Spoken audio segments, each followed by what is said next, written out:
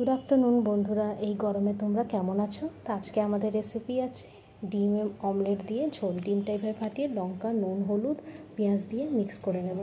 আর ডিমে অমলেটে ঝোল করার জন্য আমার লাগবে ক্যাপসিকাম এইভাবে কেটে রেখেছি, পেঁয়াজ, আলু ভাজার মতন আলু কেটে রাখলাম, জিরে গুঁড়ো, ধনে গুঁড়ো, নুন, হলুদ, কাশ্মীরি লাল লঙ্কা গুঁড়ো আর মিট মশলা নিয়েছি, টমেটো বাটা দিলাম, রসুন বাটা আছে, আদা বাটা, এই গোটা গরম মশলা, জিরে, দারচিনি, শুকনো লঙ্কা, তেজপাতা।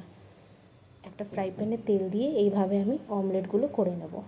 অমলেটগুলোকে আমি পিস পিস করে নেব। 3টে ডিমের আমি অমলেট করেছি ঠিক এইভাবে। এবার ফ্রাই প্যানে আলু দিয়ে ভেজে নেব। আলুটা বেশ নুন হলুদ দিয়ে লাল করে ভেজে তুলে নিতে হবে। এবার গোটা গরম মশলা দিয়ে ক্যাপসিকাম, পেঁয়াজটা আমি দিয়ে দিলাম।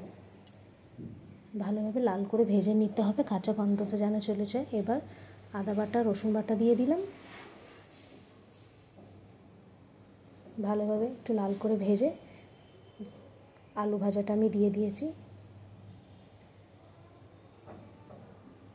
ভালোভাবে মিক্স করে এবার যা মশলা আমি ভিজিয়ে রেখেছিলাম টমেটো বাটা দিয়ে, সেই মশলাটা আমি দিয়ে দেব। অল বেসিক মশলাই আছে, খুব সহজভাবে এটা বাড়িতেই করে নেওয়া যায়, খেতেও খুবই স্বাদ হয়। এবার গরম জল দিয়ে দিলাম। আলুটা একটু সেদ্ধ করার জন্য 2 মিনিটের জন্য লো ফ্লেমে ঢাকা দিয়ে ছেড়ে দেব। আলুটা সেদ্ধ হয়ে আসলে এবার অমলেটগুলো আমি আস্তে আস্তে দিয়ে দেবো ঝোলে। অমলেটটা দেওয়ার পরে 2 মিনিট একটু অমলেটের সাথে এই ঝোলটা ফুটবে, তাহলে ঝোলটার স্বাদটাও খুব ভালো হয়। এবার আমাদের এই ডিমে অমলেট দিয়ে ঝোলটা একেবারে রেডি খাওয়ার জন্য। এইভাবেও বানিয়ে মাঝে মাঝে খেতে হয়, খেতে খুবই ভালো লাগে। ধনেপাতা দিয়ে দিলাম। আপনাদের কেমন লাগলো নিশ্চয়ই জানাবেন।